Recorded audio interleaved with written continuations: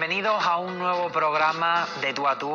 Hoy nos ubicamos en Palma del Río, concretamente estamos en el Hotel Monasterio de San Francisco, un hotel que tiene mucha historia. Fue construido por un monasterio franciscano en el 1492, año que también se descubría América. Hoy vamos a descubrir aquí la vida de un hombre residente en Palma. Él es un hombre, lo podemos definir como polivalente, que vale para todo. Y además que tiene una historia trepidante que vamos a ir desgranando poco a poco. Una vida con algún que otro giro de guión. Lo tenemos ya aquí a nuestro lado. Antonio Moya. Buenas tardes. ¿Qué tal estás? Pues estamos en un paraíso, como bien has dicho. Nos remontamos a la época del descubrimiento de América y estamos casi en el inicio de toda esa aventura, se puede decir de alguna manera. Además, en este jardín tan idílico que, como me estabas comentando antes de empezar la entrevista, aquí cualquier rincón es una preciosidad. Esto es una maravilla. Esto, cualquier parte que te sitúe, disfruta. Además, todo es historia. Pues no hay nada mejor que conocer una historia en un lugar tan cargado de historia. Tenemos ahí ese compás. Nacido el 19 de noviembre, Antonio, de 1957. Así es eso. En Palma del Río. En Palma del Río. En la calle Boquete de Anguera, justo en el centro de la ciudad, pegado a lo que es la arteria principal, lo que fue y lo que sigue siendo, que es la calle Feria de Palma del Río. En el número 3. En el número 3. ¿Y cómo recuerdas esa infancia? Bueno, pues la infancia fabulosa. Ahí tuve a pesar de que era una época mala, yo tuve la suerte de vivir en una gran familia y entonces era como, bueno, te quiero decir antes de nada que vivo al lado, vivo a 50 metros actualmente de la casa donde nací. Ha cambiado mucho, el centro de Palma del Río se ha desplazado, pero en aquel momento cuando yo nací era una calle de estas típicas de vecinos, sí. Donde vida de calle, todo el mundo en esta época estaríamos todos en la calle sentados con nuestra hamaca, con las sillas, disfrutando, los chiquillos corriendo, y entonces en el paraíso se puede decir. Esa vida de calle que estaban todos los días los chiquillos jugando de que salía el sol hasta que se ponía. Todos los días, prácticamente. Todo el día, de calle siempre. ¿Y a qué juego jugabais en aquel entonces? Pues, estamos hablando de los años 60. Estamos hablando del año 60, yo era muy chiquitito en esa época, y entonces, pero los juegos, el pilla-pilla, ya más tarde, cuando yo ya tuve más cuerpo y esto, que si el piola, que si la lisma, que si el carrillo de los cojinetes, que si las latas estas de leche que la cogía como los zancos, los toreros. Y además, Antonio, viviendo a escasos 50 metros de tu antigua casa, me imagino que cada vez que pasas por allí te inundará un sentimiento de nostalgia, el anhelo del pasado, ¿no? Es un placer porque recuerdo a mis padres que ya no viven, mis padres, Leocadio Moya Viro y Belén Rodríguez Díaz, ya no viven, pero yo los veo cada vez que paso por esa puerta. La casa está un poco ya envejecida por dentro, pero hace poco tuve la ocasión de entrar y entra ahí y lo estás viendo ya. A toda mi familia, a todos mis hermanos. Después toda esa zona donde vivo, esos son mis recuerdos de chiquitito, de mi familia, toda mi familia completa vivía por ahí cerca. Es un lujo eso de vivir cerca de tus orígenes. Vivir en Palma del Río, haber nacido en Palma del Río, eso es un regalo de Dios. Y además, Antonio, nos hablabas de tus hermanos porque sois 5. Somos 5. 2 chicas y 2 chicos. 3 chicos, bueno, 3 conmigo, 3. 3 chicos y 2 chicas, ¿verdad? ¿Y tú qué posición ocupas en ese quinteto? Yo la penúltima. Yo me quedé el penúltimo. ¿Y cómo era la convivencia con ellos? Muy bien, muy bien. Yo tengo una familia que, vamos, yo creo que como cualquier otra, impresionante de buena, siempre hemos estado juntos, siempre hemos estado queriéndonos mucho y siempre apoyándonos unos a otros en todas las cosas de la vida. ¿Cómo se llamaba tu padre? Leocadio Moya. Leocadio, que sí. Era hortelano. Era hortelano, su padre tenía una huerta, ellos siguieron con su huerta y su etapa final estuvo cuando se construyeron los pisos de Lagado, una parte importante de Palma del Río. Pusieron una torreta con el alcalde San Miguel, me parece que es, y entonces él estaba allí como encargado de esa zona y... Lo que pasa es que se me fue muy pronto, se murió con 53 años. Yo tenía 15 apenas recién cumplido y entonces, pues, claro, eso te debe marcar para toda la vida. 15 años tenías nada más. 15 años nada más, claro. Que no son 15 años de ahora, son 15 años de aquella época que éramos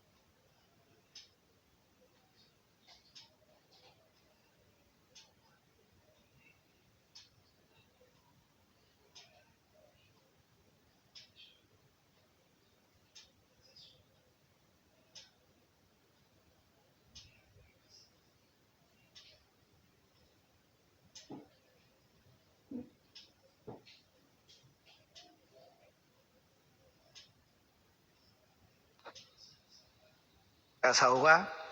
Nuestro amigo José Joaquín, que todavía están por Barcelona, era la parte de las caballerizas, que todavía están las caballerizas, pero la parte esa se quitó del medio, está en la muralla. Y ahí la primera vez recuerdo que yo entré y fue, no suena muy bonito, pero lo voy a decir porque fue muy impresionante. Yo pasaba por allí, recién llegado a esa parte, y me llama un niño y me dice, ven corriendo, que ahí están capando caballos. Y digo, ¿yo eso qué es? Y ya salimos corriendo y vimos, entonces ahí en la parte esta de las caballerizas, había como un corralón grande, y ahí se le daba, ahí capaban a los caballos, y los domaban, el ejército de aquella época. Y entonces estaban los soldados allí con la soga, dándole vuelta a los caballos, dándole arrete allí un poquito. Y fue mi primer acercamiento a esa zona de Palma del Río. Esa imagen se te quedó a ti grabada para siempre. Después allí había un cañón antiquísimo, que eso no funcionaba, que estaba mohoso. Todo eran secretos. Subía por las murallas esas, subía los escalones y de las murallas de las torretas descubría allí cosillas muy interesantes, muy interesantes. ¿Sigues teniendo contacto con esos amigos? Sí, tengo contacto, ya te he dicho, con José Joaquín, que vivía allí. Ellos se fueron a vivir hace muchos años a Barcelona, siguen allí, pero viene todos los años. Con Juan, que está en Sevilla, que sigue siendo el mismo, lo veo y parece que es el mismo, y con muchísimo, es que es inolvidable, esa época es inolvidable. Y qué bonito eso de los amigos, después de tantísimos años, seguir manteniendo el contacto y recordando esos momentos, ¿no, Antonio? Es algo inolvidable. Yo creo que he sido un afortunado en toda mi trayectoria de mi vida. Conozco a montones de personas que seguimos viéndolo, que seguimos hablando, y parece que no ha pasado el tiempo. Eso es algo muy bonito. Y Antonio, cuando comienza tu etapa en el colegio, luego en el instituto, si no me equivoco. De aquí donde te he comentado de Doña Luz, sí, que estaba en Palacio, don Tomás abre la escuela de la iglesia del Buen Suceso, que está en la calle Ancha. Ahí nos vamos todos, todavía no había colegio, había alguno por ahí suelto, y de ahí pasamos a lo que es el Colegio de San Sebastián. Ajá. Donde hacemos cuarto para después pasar al instituto, el instituto llevaba un par de años abierto, sobre el año 1970, 71 por ahí se abrió, y de ahí pues fuimos al instituto. ¿Qué es el Instituto Antonio Gala? Antonio entonces era Instituto INB, Instituto Nacional de Bachillerato, y después, cuando ya empieza a sobresalir Antonio Gala, se les pone su nombre y lo engrandece mucho más todavía. Claro, claro que sí. Y cuando con esa edad ya tenías esa espinita por el canto.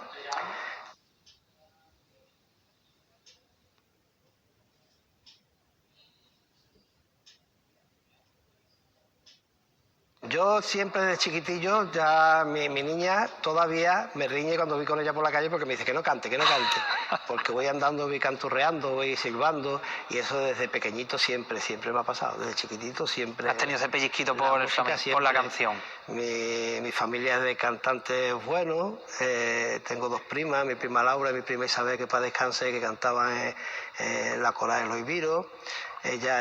Isabel estuvo en Madrid cantando en el coro nacional. Mi familia, los Viros, tienen fama de músicos, de los Viros de mi familia, que es un símbolo aquí en nuestra ciudad. Vamos, entonces te va por la sangre circulando. Eso lo llevo en la sangre, y de hecho mi hija lo va continuando, mi hija María José Moya lo va continuando con su mandanga y sus cantes y su... Eso es bueno. Y cuando terminas el instituto te vas a estudiar historia. Sí, hay un momento clave en mi vida, porque yo no tenía muy claro qué es lo que quería hacer. Y mi hermana mayor mi hermana Susi me decía, Antonio, haz magisterio, termina tu magisterio, eres maestro y después haces lo que tú quieras. Pero las cosas de la edad se me metió en la cabeza hacer historia, y me fui a Córdoba, a un piso. La primera vez que yo salía de Palma, me fui a un piso compartido con un grupo de compañeros, con 3 compañeros más, que llevaban muchos años por ahí, que estaban mucho más sueltos que yo. Ajá. Y empecé primero de historia. ¿Qué pasó? Que era la época del cambio político, de la democracia, de la dictadura de la democracia.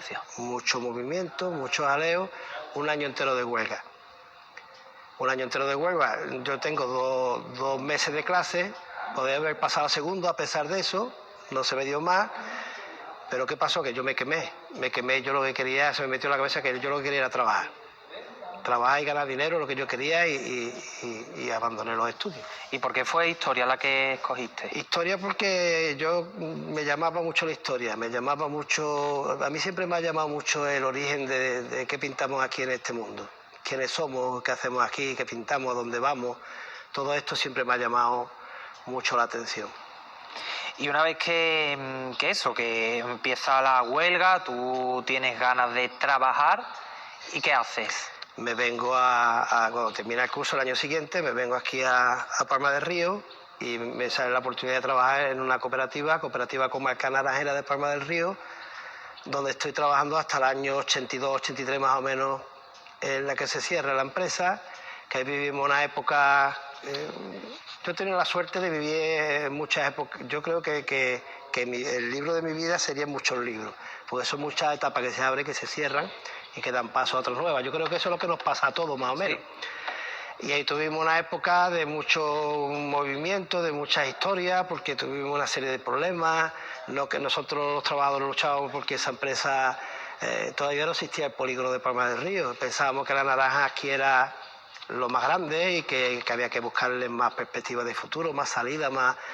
Y hubo ahí problemas entre la directiva, los trabajadores y todo esto, y al final pues se cerró esa empresa. En el 1982 cierra la empresa. Y Antonio, ¿tú en ese momento qué piensas? Pues en ese momento nos quedamos todos, los trabajadores nos quedamos perdidos. Porque eso es un golpe duro. Duro, nos quedamos todos, que no sabíamos por dónde, y tuvimos que empezar a reiniciar la vida de otra manera. ¿Qué hago yo? Pues yo estuve un tiempo ahí que no sabía muy bien por dónde tirar. Mi hermana vivía en Sevilla y entonces yo primero me fui a los hoteles, busqué la salida de los hoteles, me fui a Mallorca con unos primos míos, mi primo Ángel, que para descanso, y mi primo Rafaelín, y nos fuimos, que fue una experiencia alucinante.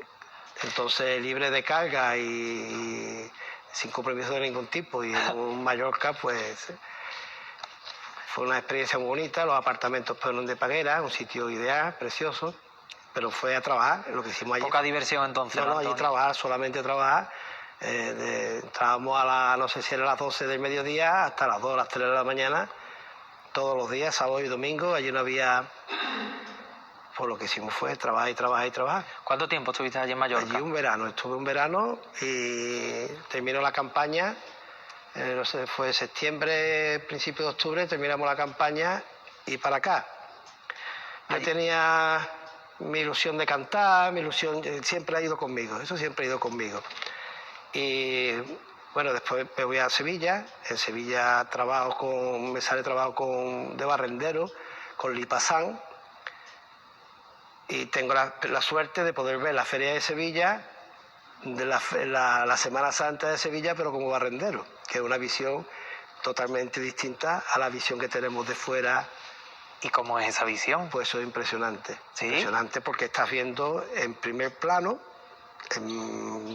Normalmente estamos acostumbrados que Sevilla ir a la feria o ver la Semana Santa, aguantar allí montones de cola para poder acercarte. No, el barrendero es el primero que va detrás del santo y delante del otro santo. Entonces está en primera plana siempre. Casi la cruz de guía, el barrendero. Casi la cruz de guía y el coche escoba. Las dos facetas. Y es impresionante esa visión tan cercana a lo que es el meollo de todo eso, ¿no? Y es impresionante, es una visión muy distinta pero preciosa. Fue una experiencia muy bonita. ¿Y en la feria? Una experiencia que hace a la persona humilde. ¿Por qué? Porque todos queremos, la mayoría de las veces tenemos sueños de muchas cosas, de grandeza, y cuando estás abajo, cuando estás con tu escoba barriendo allí, tú estás viendo el mundo desde otra perspectiva, te sientes importante, te sientes grande, estás haciendo una labor bonita, no valorada en muchos casos, que ahora se está valorando mucho. Sí. Ahora estamos valorando, con esto del COVID, estamos valorando lo que es la limpieza, pero en momentos determinados no se tiene en cuenta eso.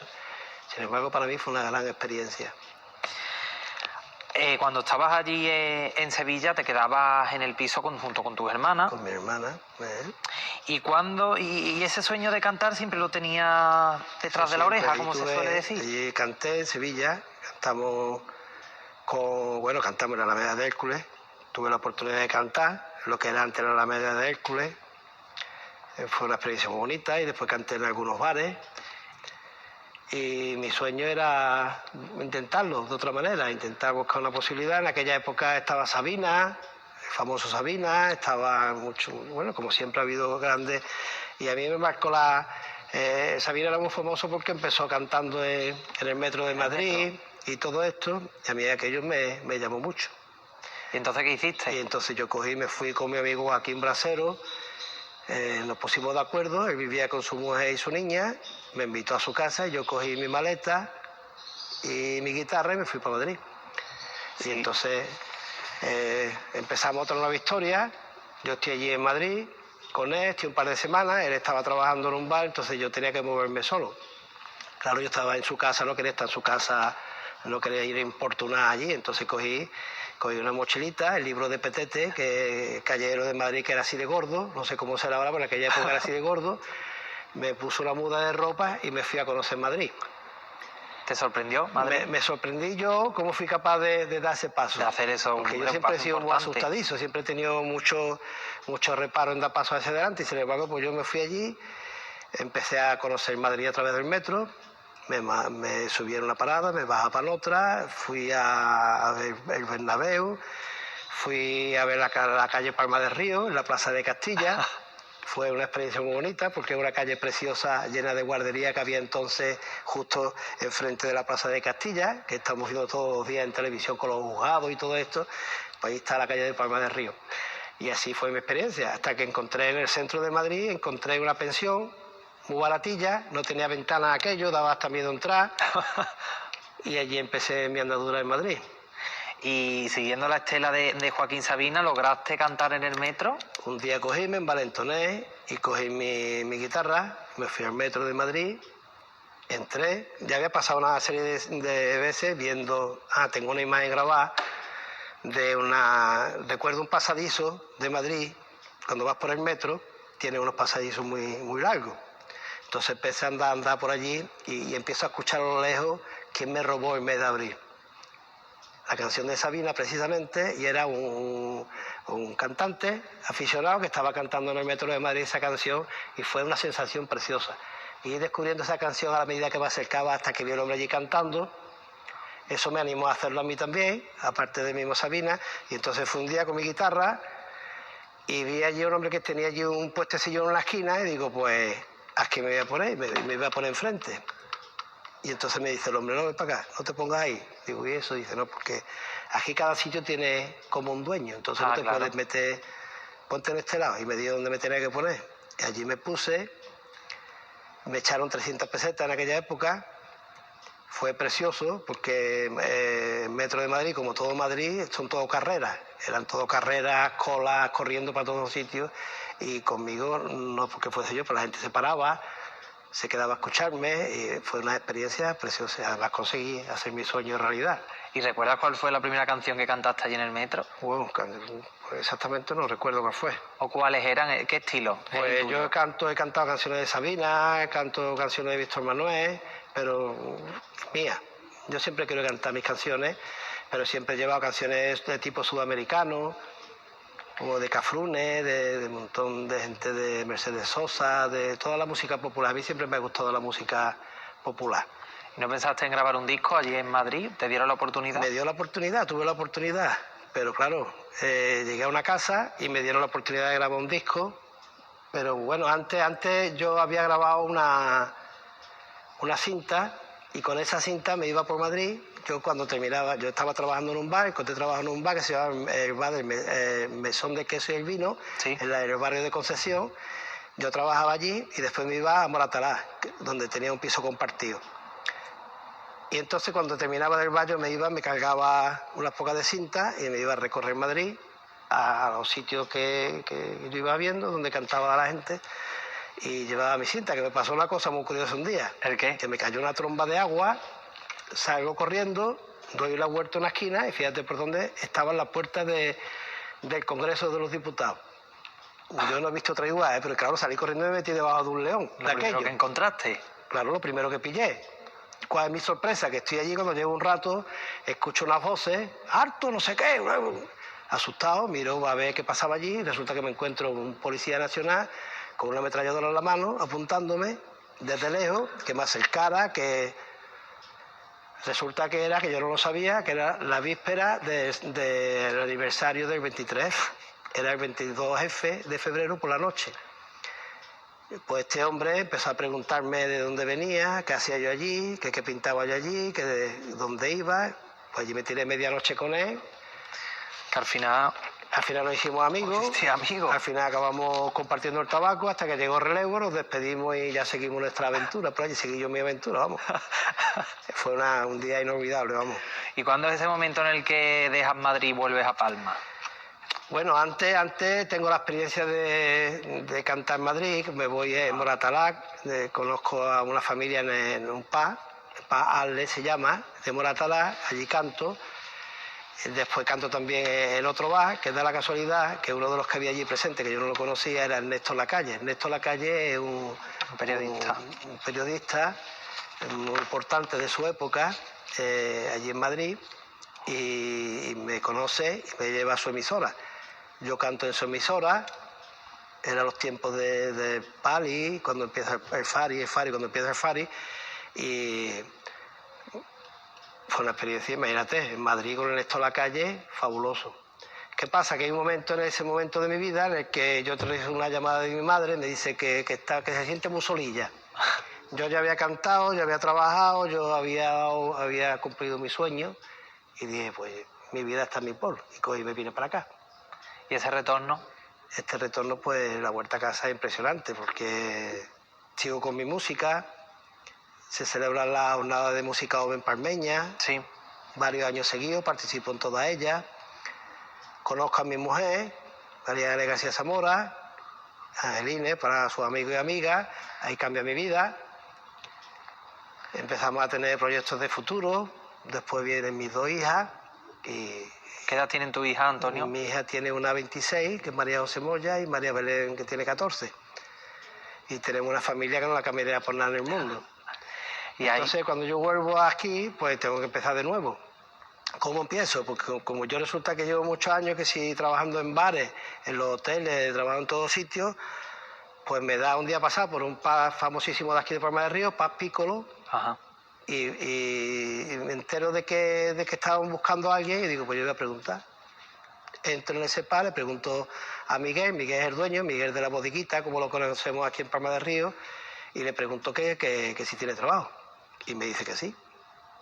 Con eso animo a todas las personas que estén para ahí eso, que nunca tengan miedo de preguntar, que eso no pasa nada.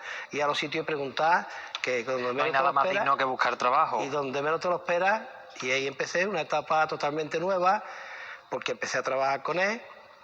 Él tenía otros proyectos, abrió su mesón La Bodeguita, y yo le alquilé su pub, y yo seguí con el Pub Piccolo, que fue una experiencia, conocí gente nueva. ¿Te convierte en empresario? Me convierto, estoy como empresario ahí ya, yo alquilo su pub, y después monto mi ilusión, que era montar un negocio mío, monto el Cal Antonio, que era una tabernita estilo sevillano, muy chiquitita, aquí en la calle Zuloaga de Palma del Río. Sí. Y bueno, es que yo era un campo de fútbol chiquitito, porque tenía 30 metros, 40 metros, muy chiquitita, pero tenía toda bueno, igual que en el Piccolo, hice igual, puse todo el techo lleno de banderas, de todos los equipos de fútbol, y aquello era, la afición de fútbol estaba allí volcada. Y fue una experiencia fabulosa también. La verdad es que vi teniendo suerte, cuando miro para atrás, la vida no me ha sido fácil casi nunca, pero sin embargo cuando miro para atrás digo, he tenido suerte. Los sitios que he estado siempre han sido sitios bonitos, donde he disfrutado, donde he conocido muchísima gente. Y, Antonio, ¿cuántos años estuviste de empresario dirigiendo ese bar? Pues ahí estuve hasta el año 92 más o menos, 93. Tengo la mala suerte de que me sale una fístula. Sí. Me operan, pero claro, como tenía el bar, resulta que en el bar, que si te agachas para ponerte los vasos, que si te levantas, que si, como no podía meter a nadie, un problema. Pues se me abre 3 veces, me tienen que operar 3 veces, entonces paro. Digo, cierro el bar y ¿qué pasa? Porque se me abre otra puerta. Dice que cuando una puerta se cierra, se abre un montón. Se me abre la puerta del campo. Yo había trabajado cuando era pequeño, jovencillo, en la huerta que antes hacía alusión de mi padre. Sí. Pero tengo la suerte de conocer a un grupo de gente, me voy al campo entro en una cuadrilla súper fabulosa que he estado durante casi 20 años con ellos, la cuadrilla de Moncayo, donde conozco gente espléndida, mi amigo Vicente, mi amigo Marco y montones de gente. Conozco el campo, la realidad del campo. Y Antonio, ese paso del bar al campo, tú lo defines como una liberación emocional. Una liberación emocional. ¿Por qué? Porque trabajar en un bar es de los más esclavos que hay. Trabajar en un bar y llega un momento que te hace esclavo, te hace prisionero. Tiene que ser que el bar te vaya muy bien como negocio y tú puedas entrar y salir, pero como tú seas el que lleve el bar, el que abre, el que cierra, el que compra, el que vende. 24 horas. Las 24 horas. ¿Y cómo es ese trabajo en el campo? ¿Sacrificado? El campo es una etapa nueva, muy bonita, tiene su parte, ya te digo, de liberación, porque yo cuando empiezo a trabajar en el campo he hecho mi jornada y no pienso en otra cosa. Entonces, una vida totalmente distinta a la del bar, en la que está siempre con la cabeza. Entonces he hecho mi jornada, termino. El campo es duro, tuvimos una época muy buena porque había poca mano de obra, entonces las condiciones eran favorables, ganábamos dinero. Había veces que incluso en el día podía ganar 2 jornales. Tuve la suerte de tener un gran manijero, que era este hombre Moncayo. Entonces las condiciones de trabajo muy buenas. Pero eso va empeorándose cada vez más. Empezamos con el cambio cuando empiezan a llegar los extranjeros, empiezan a no respetarse las condiciones de trabajo, El campo es una situación muy difícil porque no tiene estabilidad ninguna.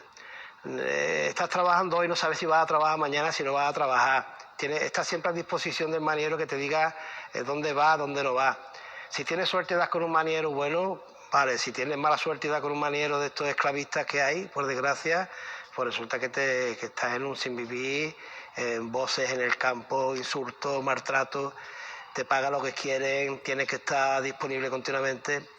Después los trabajos no son, hombre, son duros, el campo es muy duro. Sí. Coger naranja no es malo, coger naranja no es de los peores, la cebolla es tremendo por la calor que hace, la patata es criminal y mucho trabajo muy duro.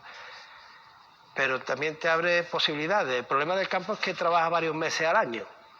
Ese es el problema. Entonces nunca llegas a tener una estabilidad económica. Claro. La mayoría de la gente del campo tiene que acudir a campaña a la aceituna y irse fuera a la aceituna, tienen que irse incluso a Francia, tienen que irse a Barcelona allá en la zona de Cataluña por la manzana, tienen que irse para Huelva, porque no les llega con el trabajo la campaña normal. Bueno, pues Antonio, vamos a seguir aquí haciendo este viaje a través de tu vida porque ahora viene un giro importante. Hemos contado ya que te fuiste a Madrid, que volviste, que montaste un bar, pero ahora, un día cualquiera, vas a recoger a tu hija al colegio y ¿qué es lo que te proponen? Pues cambia mi vida porque resulta que yo voy a recoger a mi niña de aquí del colegio del Ferrobús, que estaba entonces, y entonces vivíamos en la zona de Goya. Y resulta que salgo de recoger a mi niña y me dice una maestra: Antonio, ¿tú sabes que tú serías un buen educador social? Y yo me quedé mirándola a esta señora porque yo no sabía lo que significaba eso. Entonces me cuenta de que había aparecido una carrera nueva, que era educador social, y que según ella yo daba ese perfil. Además, era una cosa recién empezada y que estaban buscando gente. Aquello me tocó. Yo por eso en mi trabajo desde siempre, y sobre todo a partir de entonces, muchas veces las cosas no salen bien en los trabajos, en mi trabajo de educador social actual. Pero eso me ha servido, esa experiencia me ha servido porque algunas veces no consigue uno, no es un trabajo en el que se puedan hacer muchas cosas, pero es un trabajo en el que uno puede sembrar semillitas en otras familias, en otros niños, que algún día puede ser que broten. Porque lo que hizo esta señora, casi sin darse cuenta, fue poner la semilla en mi de educador social y cambió mi vida. ¿Por qué? Porque yo empiezo a interesarme por esa carrera, empiezo a informarme y entonces me entero de que existe la UNED. Yo había dejado de estudiar, yo hubiese querido seguir, pero lo tenía como una cosa apartada. Descubro que existe la UNED en Écija y en Sevilla, y resulta que en Écija están empezando a hacer ese año educación social. Sí. Yo voy a Écija, me informo y una vez que me informo hablo con Pepe Páez, un profesor del instituto, que entonces era jefe de estudio, y entonces él había estudiado en la UNED también. Y entonces me dio un consejo muy importante. Me dijo: Antonio, si quieres hacer esto, no te metas en la carrera del tirón. Tú te metes en un par de asignaturas y ves lo que es eso. Tú te tiras un año, haces 2 asignaturas, te informas bien de qué va la carrera, y así lo hice, le hice caso y me sirvió. Me sirvió porque yo me entusiasmé con esa carrera, vi en qué consistía, conocí a Antonio. Antonio es un profesor de ESIA maravilloso que me motivó mucho. Fui a hacer los exámenes a Sevilla, conocí la UNED de Sevilla, y a partir de ahí pues empezó trabajando en el campo con mi familia, y en los ratos libres durante 5 años pues saqué mi carrera de educador social. Empezando en 2008 y culminando en 2012. En 2012.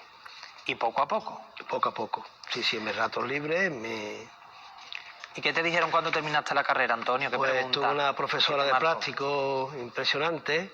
Son carreras... Es que la UNED a mí me impresionó mucho porque tú tienes que buscarte la vida por tu cuenta. Entonces, la motivación que tiene que transmitirte un profesor para que tú sigas ahí es impresionante, ¿no? Sí. Y entonces, cuando yo termino, yo tengo la directora, la profesora de práctico, y entonces hablo con ella y le digo: bueno, vamos a ver, yo he hecho una carrera que es educador social, que es tan amplia, que yo no sé ahora por dónde voy a empezar.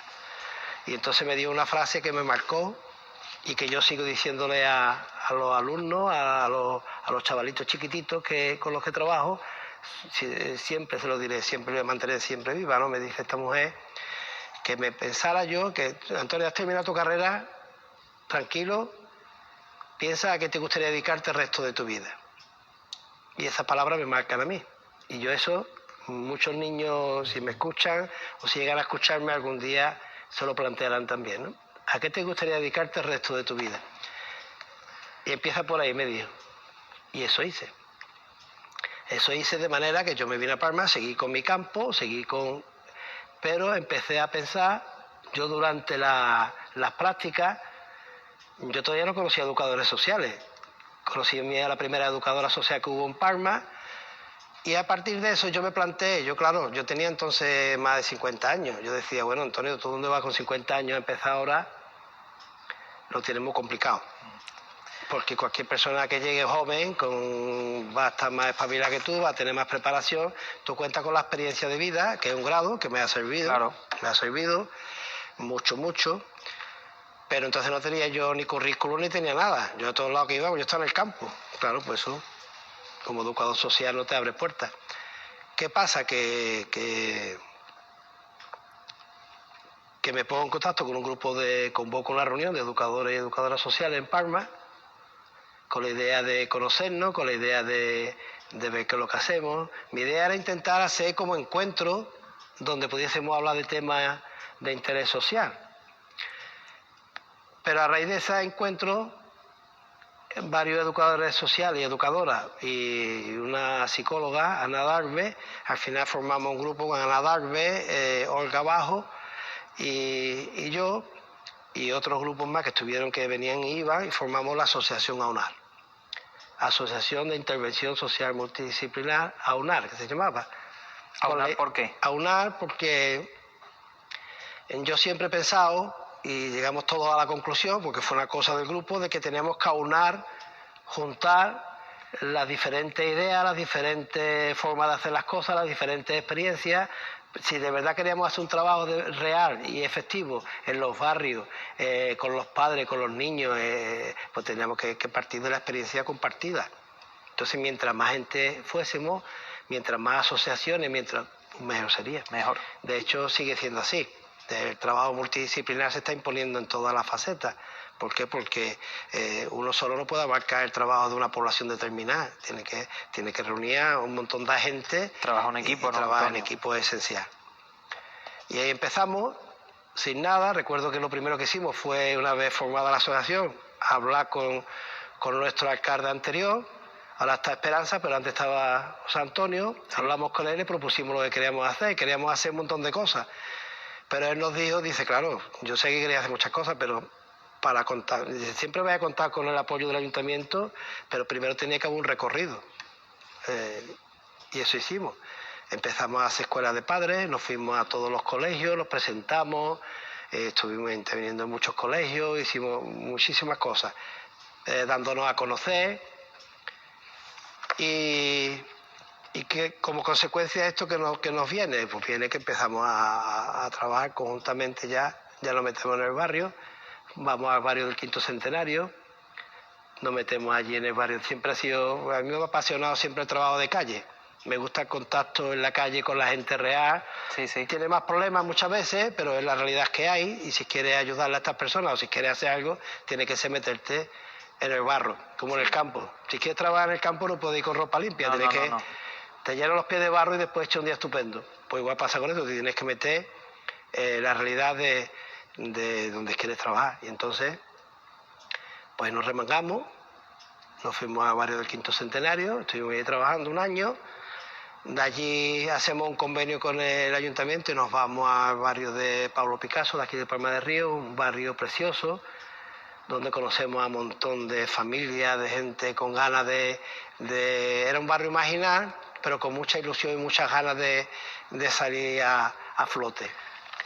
¿Qué aprendiste de esa familia? Pues ahí el aprendizaje es continuo, esas ganas de cambiar esa imagen que muchas veces tenemos de la zona que decimos marginadas, que parece que son de otro, ¿no? Son tan palmeños, tan hesianos, tan madrileños como cualquier otro. Y entonces descubre que hay personas normales, con su vida normal, con sus situaciones, personas con problemas como en todo sitio, y que además tienen unas ganas de vivir, unas ganas de ser ellos mismos, que es impresionante, eso te contagia. Y es importante destacar siempre que yo en todos esos sitios que voy aprendo más que de lo que yo doy. Siempre es así. Te enseñan mucho lugares como eso y entonces en esta barriada pues empezamos con ellos, empezamos con los niños. Nuestra idea era llegar a los padres, nos costó mucho, pero hemos hecho montones de convivencias familiares, hemos hecho viajes de excursiones, Islas Mágicas, hemos ido a Cádiz, hemos ido a montones de sitios, hemos hecho fiestas populares, verbenas. Hoy precisamente he compartido una experiencia que tuvimos hace varios años de la Feria Medieval, que fue preciosa, donde entre todos se hicieron las ropas y nos disfrazamos de Feria Medieval y hicimos bailes. Ha sido una experiencia preciosa. Hicimos el Día del Vecino el año pasado, la última vez que estuve allí con ellos. Formamos, a raíz de ello nos hicieron de hacer un ropero, hicimos un ropero, buscábamos ropa, la gente nos daba ropa, hicimos un ropero social. Juguetes, cada vez que pedíamos juguetes para la cabalgata de Reyes, allí nos venían por todos sitios y es impresionante, ¿eh? Muchísimas actividades la que habéis hecho por el pueblo de Palma.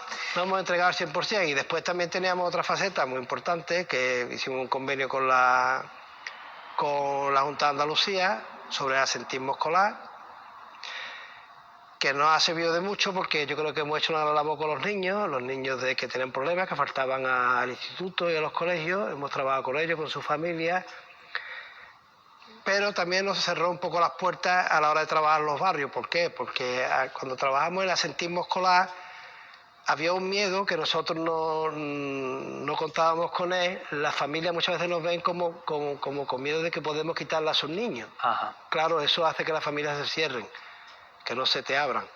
Tienen ese miedo que no es real, que algunas veces sucede, pero no es porque nadie vaya a quitar a los niños a nadie, simplemente porque siempre se busca la mejor salida para diversas situaciones.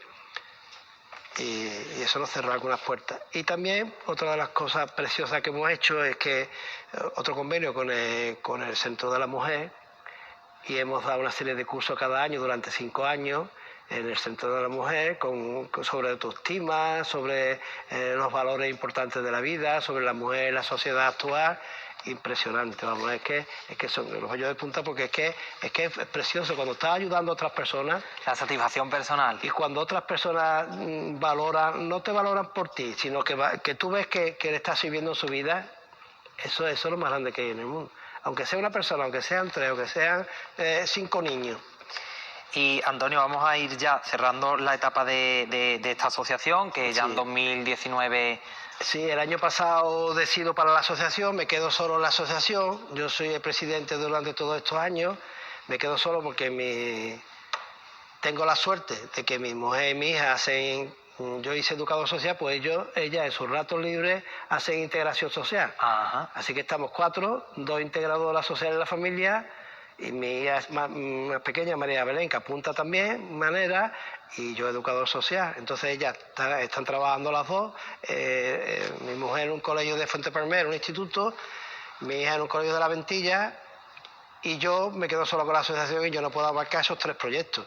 Yo solo no podía, entonces paro la asociación y me planteo una nueva etapa. Una nueva etapa, ¿por qué me la planteo? Porque resulta que yo durante estos 5 años que me he volcado totalmente con la asociación, con los barrios estos, Sí. a mí me perjudica esa situación, personalmente. ¿Por qué? Porque yo soy el presidente y al ser presidente de la asociación yo no puedo tener nómina ni puedo tener nada de eso. ¿Qué pasa? Que durante todos estos años eso a mí no me sirve para nada. Sale una bolsa de empleo, que es donde estoy ahora mismo, sale una bolsa de empleo para un proyecto de la Junta de Andalucía, de Eraci, trabaja en barrios de atención preferente, y resulta que yo me presento.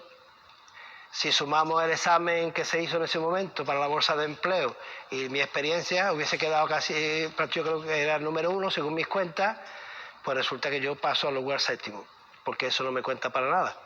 Y estoy ahora mismo en puerta, ya se han formado los grupos, si es suerte, que yo no quiero que haya suerte, hombre, yo quiero suerte que haya suerte para mí, pero sería que alguien abandonase lo que sea, pues yo entraría dentro de este proyecto.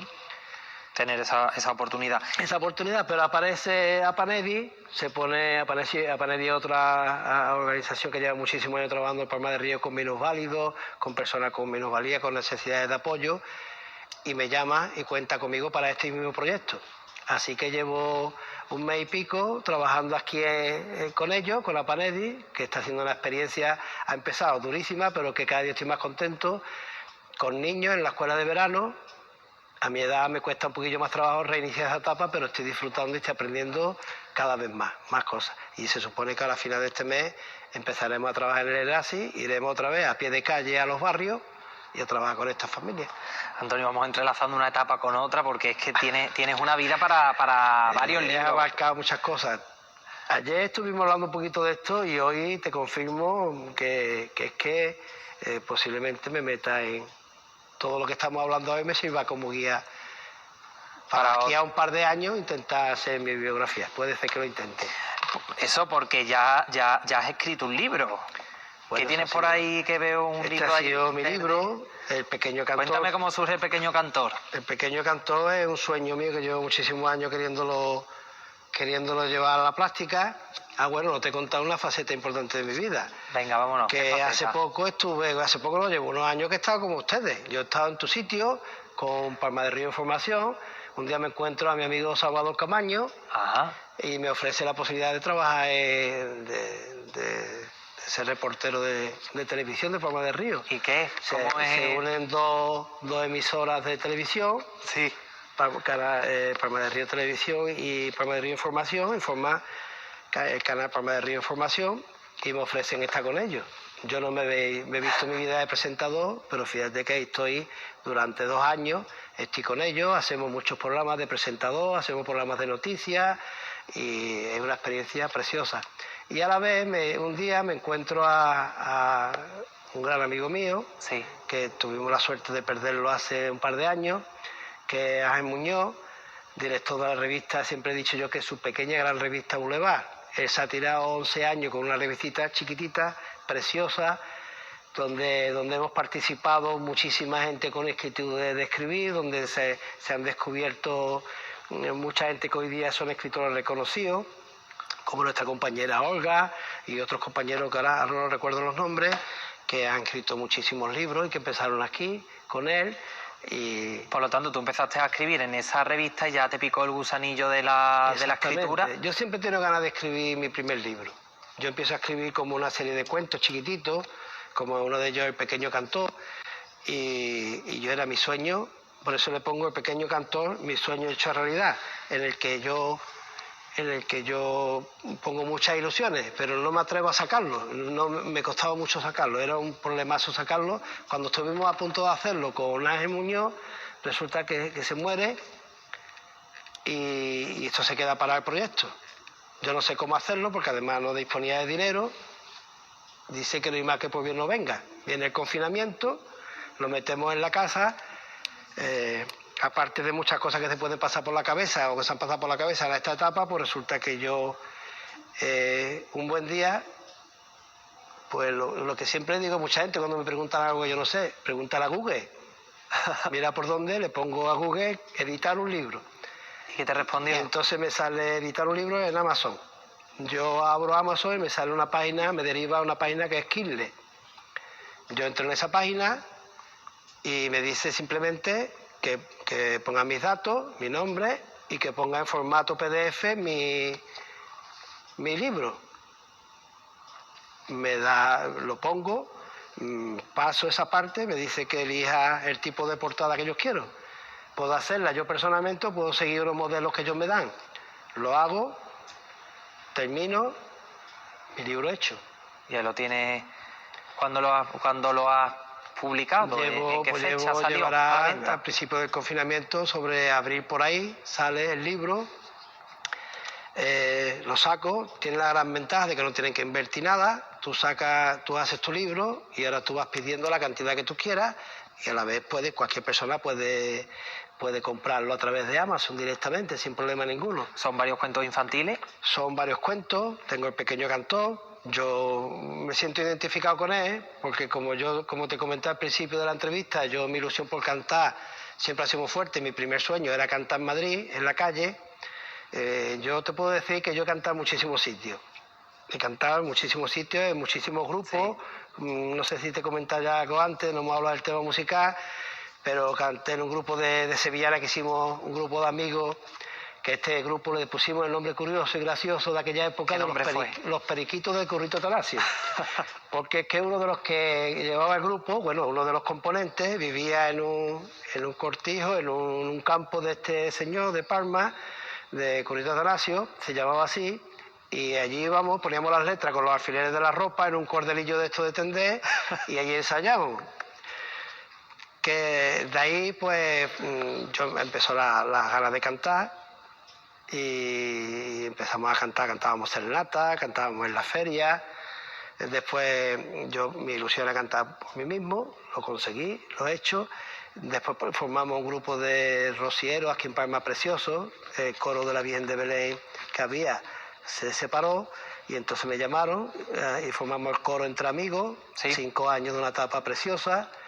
Y ahora estoy cantando por mi cuenta y a la vez participando, soy miembro de la Coral Eloís Viro. He vuelto a mis raíces. Antonio, es que tienes de faceta que... He vuelto a mis raíces, estoy en la Coral Eloís Viro, que es un familiar mío, de donde yo procedo como mi gusto musical.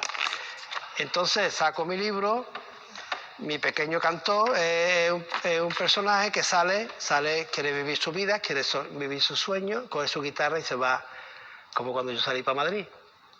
Él se va y llega a un pueblo, ve a unos chiquillos allí tirados por la calle de pelea, aquello le llama la atención, monta su tienda de campaña y empieza a conocer el pueblo.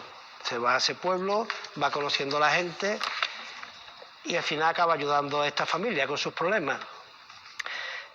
¿Qué pasa con este pequeño cantor? Que yo creo que somos todas las personas, tú, nuestro amigo que está con la cámara, cualquier persona que es educador, de cualquier padre de familia, cualquier persona que está ayudando a otras personas es un pequeño cantor, es una pequeña cantora. ¿Por qué? Porque toda la vida, de alguna forma, tratamos de hacer cosas buenas por los demás. Sí. Y yo creo que eso es lo que nos hace ser más personas. Pues Antonio, yo creo que nos quedamos con esas palabras ya para concluir, con esa filosofía que transmites con el pequeño cantor, que todos somos unos pequeños cantores. Ha sido fascinante, la verdad, hacer todo este recorrido, porque ha sido una montaña rusa tu vida. La verdad que me va a servir de guión para mi libro. Esta entrevista la vas a tener ya de guión. Antonio, un placer conocerte y escuchar tu historia, la verdad. Muchísimas gracias a ti, a nuestro amigo Cámara y a Telequivir por contar conmigo y, bueno, como sabéis, siempre estaré a vuestra disposición. Ya he participado en con mi asociación los 2 últimos años en las Navidades. Espero prepararme algo, a ver si este año también vamos a Cortijo de Sotomelero. Y si puedo sacar alguna cancioncilla, pues allí la llevaré este año. Muchísimas gracias por contar conmigo. Pues esperemos que Antonio se arranque, que esté también en ese programa especial de Navidad cantando, ese día tan importante para esta televisión.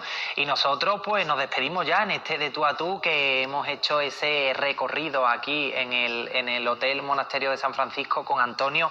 Una vida fascinante y bastante intrépida. Y nos vemos en el siguiente De Tú a Tú, como siempre conociendo a nuestros vecinos y vecinas de aquí, de la comarca de La Vega del Guadalquivir. Cuídense y nos vemos prontito.